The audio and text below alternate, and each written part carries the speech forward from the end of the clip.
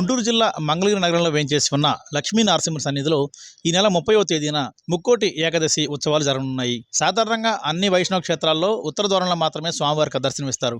కానీ మంగళగిరి ఆలయానికి ఒక ప్రత్యేకత సంతరించుకుంది.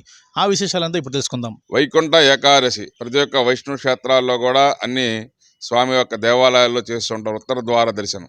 ఆ రోజు స్వామివారు వైకుంఠంలో భక్తులందరికీ కూడా ఆ యొక్క దేవతలకి ఋషులకి అందరికీ కూడా స్వామి దర్శన భాగ్యాన్ని కల్పించడం. దీన్ని వైకుంఠ ఏకాదశి అంటారు. వికుంఠి అనేటువంటి ఒక భక్తురాలికి స్వామివారు ఇచ్చినటువంటి వరం.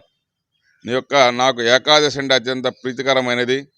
ఈ ఏకాదశిలో అత్యంత ప్రీతికరమైన ఏకాదశి నీ పేరు పెట్టి నువ్వు ఉన్నటువంటి స్థలాన్ని నేను అక్కడే ఉంటా అని చెప్పేసి దాన్ని వైకుంఠంగా పేరు మార్చుకొని ఆ యొక్క ఏకాదశిని వైకుంఠ ఏకాదశిగా ఆ భక్తురాలకి స్వామివారు వరం ఇచ్చినటువంటి ఏకాదశి. ఈ రోజున స్వామివారు 30వ తేదీ తెల్లవారుజాము 4 గంటల నుంచి మధ్యాహ్నం 12 గంటల వరకు కూడా వైకుంఠ ద్వార దర్శనంలో బంగారపు గరుడ వాహనం మీద నారసింహ రూపంలో స్వామి రాజ్యలక్ష్మి చంచలక్ష్మి సమేతుడై ఆ బంగారపు గరుడ వాహనం మీద భక్తులందరికీ కూడా స్వామి యొక్క దివ్యమంగళాశాసనాలు అందిస్తూ ఉంటారు. అదేవిధంగా ఈ మంగళాది క్షేత్రంలో ఏంటంటే తంజావూరు మహారాజు గారితో సమర్పించబడిన దక్షిణావత శంఖం, దాన్ని పాంచజన్యంగా పిలవడు. దాంట్లో ఓంకార శబ్దం వస్తూ ఉంటుంది ఆ శంఖం ద్వారా.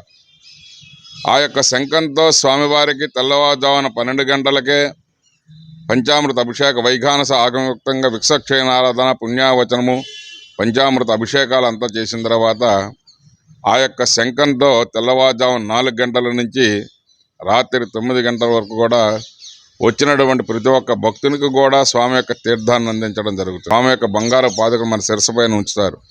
ఈ తీర్థాన్ని ఈ శంఖం ద్వారా మనం తీసుకున్నట్లయితే ఆ యొక్క తీర్థం మన గర్భంలోకి వెళ్తున్నప్పుడు మన గర్భంలో మనకి శారీరకంగా ఉన్నటువంటి రుగ్మతాలు కానీ ఏదైనటువంటి ఎటువంటి దోషాలు ఉన్నా కూడా వాటన్నింటిని కూడా పటాపంచలు చేసి మనకి ఆరోగ్యాలను అందిస్తుంటుంది అటువంటి ఈ పాంచజన్యం యొక్క తీర్థం. అదేవిధంగా ఈ యొక్క పాంచజన్య తీర్థాన్ని ఏకాదశి రోజున మరుసటి రోజు ద్వాదశి రోజు కూడా భక్తులందరికీ కూడా ఈ తీర్థాన్ని అందించడం జరుగుతుంది.